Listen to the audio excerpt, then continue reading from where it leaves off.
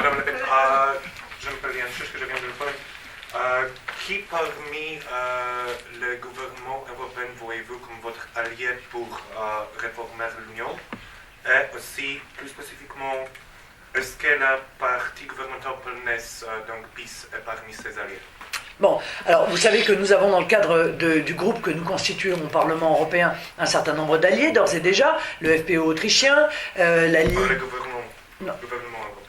Je veux pas de gouvernement européen, je veux pas de gouvernement européen. Vous me posez une question, c'est comme si vous me demandiez est-ce que j'ai un nom pour un commissaire à la Commission? Je n'en veux pas, je n'en veux pas. Je veux dire, je veux un changement radical de fonctionnement. Or, moi, je crois que les peuples européens sont en train de reprendre la main, ils reprennent leur liberté. Voilà. Et dans le cadre de cette reprise de liberté, de cette reprise de souveraineté, nous avons des alliés dans un certain nombre de pays européens. La Ligue du Nord en Italie, le FPÖ en Autriche, le PVV aux Pays-Bas, quoi qu'on en dise, quand même, le UKIP et tous ceux qui, autour de Theresa May, pensent exactement la même chose en Grande-Bretagne, parce que même si les alliances ne sont pas formelles, les grandes idées qui sont les nôtres restent quand même communes.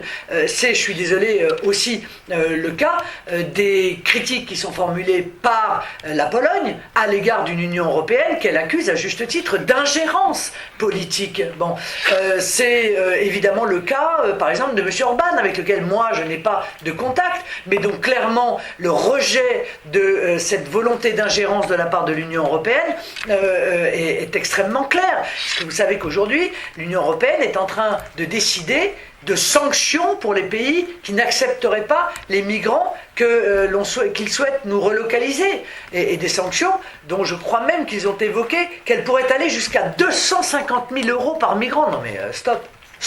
Voilà. Donc objectivement, Orban et Kaczynski peuvent être vos alliés dans cette nouvelle Europe. Mais en tout cas, sur un certain nombre de sujets, je le pense. Si demain je suis présidente de la République française, je pense que oui, je peux avoir un débat avec M. Orban sur ce qui nous apparaît inadmissible, insupportable dans la manière dont l'Union européenne agit aujourd'hui. Et pareil pour M. Kaczynski, on ne sera pas d'accord sur tout, très certainement. Et c'est encore une fois la liberté et la souveraineté de chaque pays que de défendre aussi ses propres intérêts. Ils peuvent être communs. À un certain moment, ils peuvent être communs sur certains sujets, ils peuvent aussi être divergents. C'est la base, le fondement même de la politique internationale. Oui, mais c'est que internationalement. Donc, vous parlez beaucoup d'identité nationale, mais il y a beaucoup de Français qui trouvent que l'identité de la France, c'est justement la multiculturalisme, l'ouverture à l'Europe. Eh ben, ils peuvent voter pour Macron. Oui, donc ma question pour vous, c'est que d'avoir une identité française, est-ce qu'on peut en même temps se sentir européen et par exemple musulman? Est-ce qu'on peut avoir plusieurs identités en même temps? Mais c'est pas plusieurs identités, c'est un problème de priorité. On est d'abord français. Voilà. Après, on a une religion. On est d'un territoire. On a une origine, d'ailleurs, peut-être même, on peut très bien être français, d'origine, j'en sais rien, moi, tout, d'ailleurs. Et on est de toute façon européens. Historiquement, géographiquement, nous sommes des Européens. Mais quand Stiglitz dit que l'Union européenne va tuer l'Europe, je partage tout à fait cet avis. C'est l'Union européenne qui est en train de tuer l'Europe. Moi, je suis européenne. Mais d'abord et avant tout, je suis française. Voilà. Et cet attachement à la nation en dit beaucoup, car précisément cet attachement à la nation doit être une priorité. Si vous vous sentez musulman avant d'être français, je crois que vous ne correspondez pas, vous n'avez pas compris ce qu'est précisément l'identité de la France, de cette république qui est une république une, indivisible, laïque, démocratique et sociale. Voilà. Alexandra Winska du hebdomadaire polonais Wsieci. J'ai une question sur, parce que j'ai lu votre programme et il est dit que la France va retourner dans les endroits au monde où elle a été absente ces derniers temps, donc en Afrique, il y a une sorte de zone d'influence qu'elle avait auparavant. Mais bon, elles sont déjà occupées, ces endroits, par d'autres puissances. Mais dans le sens que comment voulez-vous faire pour que les autres puissances comme les États-Unis, la Chine, les États-Unis en Afrique. Est-ce qu'on peut... Mais la Chine, par exemple, est présente en Afrique, très fortement. Ouais. Comment mais écoutez, mais ça c'est l'histoire du monde. Moi, je veux m'appuyer sur la francophonie. Voilà, je pense que la francophonie est un élément essentiel qui a été totalement oublié, qui est un élément fondamental non seulement de l'influence culturelle de la France, mais aussi du développement économique. On oublie trop souvent qu'avoir une langue commune, c'est permettre...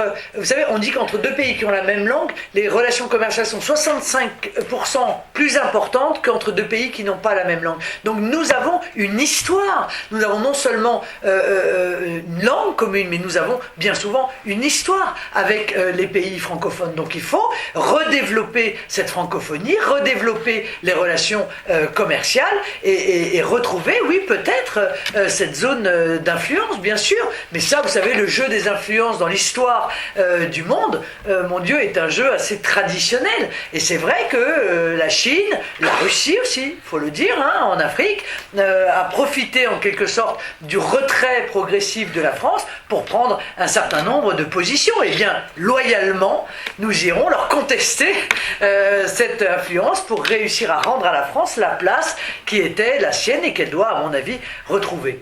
Excuse-moi.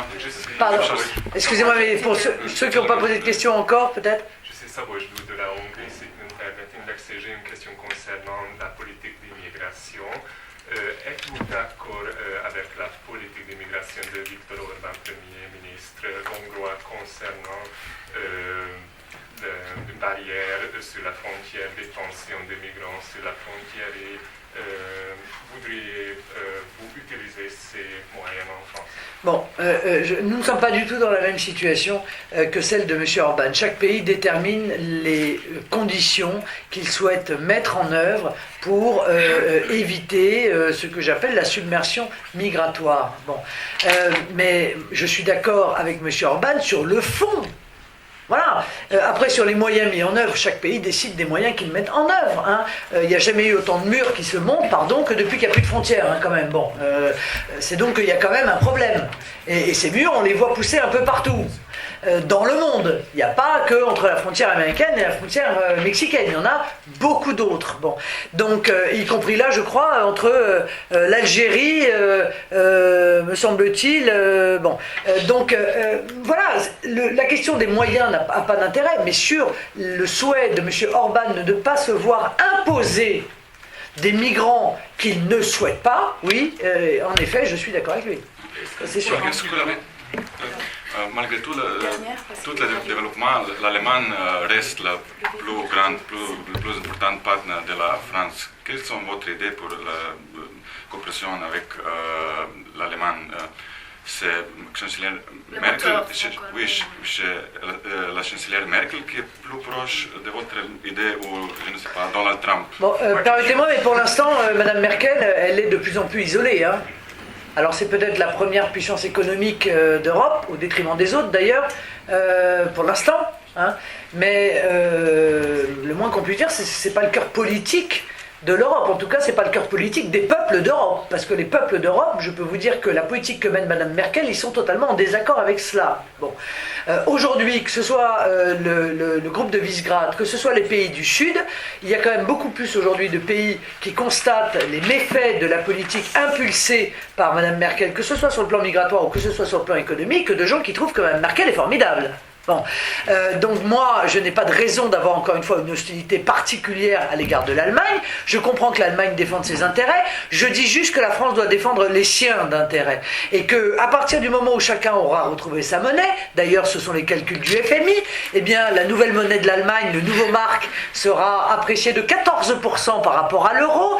Le nouveau franc sera probablement déprécié de entre 7 et 10% pour la France. Croyez-moi que les relations de compétitivité entre la France et l'Allemagne, d'un coup d'un seul, de manière absolument immédiate, se verront rééquilibrées. Et que les excédents que l'Allemagne fait sur le dos des autres pays, en contradiction avec l'esprit qui a été celui de la construction en réalité européenne au départ, eh bien, fondront comme neige au soleil. Et que tout ça rétablira quand même une justice qui n'est pas de mise, c'est le moins qu'on puisse dire, depuis déjà quelques années.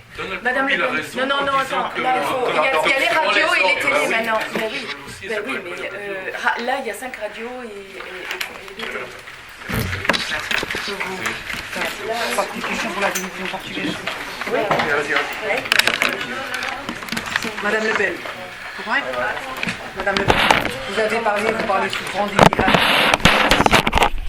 Est-ce que vous pouvez nous donner des données concrètes, des chiffres des dernières années? Ah bah écoutez, c'est simple. Il y a 1 million d'immigrés légaux qui sont entrés lors du dernier quinquennat, 1 million lors du quinquennat précédent, sans compter les clandestins que, évidemment, l'on retrouve un peu partout et qui sont de plus en plus nombreux. J'en veux pour preuve que l'aide médicale d'État, qui est le système de prise en charge de la santé exclusivement pour les clandestins, vient de dépasser 1 milliard d'euros par an. Qui sont ces immigrés? Quelles sont les nationalités? Oh, ce sont bien souvent de l'immigration en provenance du Maghreb, en provenance d'Afrique. En réalité, ce sont tous ceux qui pensent venir trouver en France un Eldorado, mais qui n'existe plus. La franchise m'oblige à le dire, qui n'existe plus parce que la France aujourd'hui, c'est 7 millions de chômeurs, c'est 9 millions de pauvres, et qu'elle ne peut plus prendre en charge toute la misère du monde. Comme le disait M. Rocard, il y a 30 ans de cela, voilà. Donc 30 ans pendant lesquels nous avons continué à prendre en charge une trop lourde partie de la misère du monde. Madame Le Pen, qui finance votre parti? Qui finance? Nous avons un financement public de l'État, vous le savez. Nos adhérents financent notre parti, ainsi que, encore une fois, cette subvention. Je ne comprends pas votre question. Et la Russie? Vous n'avez pas de financement extérieur? Non, je n'ai pas de financement extérieur. J'ai fait un emprunt que je vais rembourser. Encore une fois, si vous avez, j'en profite à lancer un appel, là, parce que j'ai à peu près toute l'Europe autour de moi, si vous avez des banques que vous connaissez qui acceptent de prêter à un parti politique, en Europe, je suis d'un prêt. Et la Russie était d'accord pour vous prêter cet argent, pourquoi selon vous? Mais j'en sais strictement rien, et demain, si c'est les États-Unis qui acceptent, une banque américaine qui accepte de me prêter, est-ce qu'on dira que c'est un signal des uns ou des autres? Le système bancaire mondial fait ses choix. Je vous en sais rien. Ici, c'est une banque asiatique. On dira quoi? C'est parce que c'est une banque russe qu'il y a un certain nombre de suspicions qui sont effectuées. Donc, encore une fois, quand vous empruntez de l'argent, la seule obligation que vous avez, c'est de le rembourser, me semble-t-il. Votre banquier à qui vous avez emprunté de l'argent, il ne vient pas chez vous, il ne décide pas de la couleur de votre dessus de lit, ni de l'école dans laquelle vous mettez vos enfants. Rassurez-moi. Madame Le Pen, est-ce que vous avez peur d'une nouvelle guerre? La situation, c'est très pire. La Bosnie-Herzégovine avec l'islamisme, fondamentalisme, Serbie avec nationalisme. Les choses se passent là-bas. Moi, je pense que le fondamentalisme islamiste est un danger absolument majeur pour le monde, qu'il ne faut absolument pas traiter ce danger en le minimisant. Je vois que dans mon propre pays, rien n'a été fait de sérieux pour lutter contre le développement de ce fondamentalisme islamiste. Je pense qu'une des raisons pour lesquelles la Russie est intervenue en Syrie, c'est aussi pour préserver ses propres intérêts et ne pas voir ce fondamentalisme islamiste se disperser sur le territoire russe. Voilà, donc je pense que toutes les nations raisonnables, sérieuses, doivent s'allier pour pouvoir lutter contre le fondamentalisme islamiste. Mais pour lutter contre lui, encore faut-il savoir qui le finance. Parce que plutôt que de demander au Front National qui le finance, ce qui, somme toute, est assez transparent compte tenu des règles qui sont imposées en France, posez donc la question, qui finance le fondamentalisme islamiste? Qui achète le pétrole à l'État islamique? Qui vend du matériel roulant? Qui leur vend des armes? Voilà. Or ça, personne ne fait ce travail-là d'enquête. Il est pourtant fondamental, car le meilleur moyen de lutter contre l'État islamique, c'est de couper précisément les pompes de financement à cette structure terroriste. Madame Le Pen, quelles sont vos similitudes avec M. Trump? J'ai pas de similitude. Particulièrement, nous avons la même vision sur la politique internationale, en ce sens, si tant est d'ailleurs qu'il respecte cette vision-là, à savoir d'arrêter les ingérences systématiques dans les pays étrangers avec les conséquences qu'on a pu connaître en Irak, en Libye ou en Syrie. Je suis contre les accords de libre-échange comme le TAFTA, et j'étais très heureuse de voir que M. Trump s'est opposé au traité transatlantique puisqu'il rejoignait ainsi mon combat. Je pense que la politique de protectionnisme intelligent et de patriotisme économique qu'il met en œuvre correspond peu ou prou à ce que je réclame en France depuis des années et des années. Voilà, pour l'instant ça s'arrête là. Je ne me prononce pas sur la politique intérieure que Donald Trump met en œuvre aux États-Unis, parce que je considère que ça intéresse exclusivement les Américains. Et quand il dit que l'OTAN est obsolète, il est d'accord? Oui, bien sûr, mais évidemment, il a raison. Il a raison. Il a raison de dire que l'OTAN est obsolète pour une raison très simple. C'est que l'OTAN est une structure qui a été conçue pour préserver l'Occident contre l'Union soviétique. L'Union soviétique n'existant plus, il est évident que l'OTAN n'a plus de raison d'être et qu'elle est devenue d'ailleurs, n'ayant plus de raison d'être, un outil en réalité d'influence politique qui permettait aux États-Unis d'imposer ses vues aux pays qui étaient membres de l'OTAN. Et ça doit changer. Une question pour l'Europe de l'Est, madame. Une question pour l'Europe de l'Est.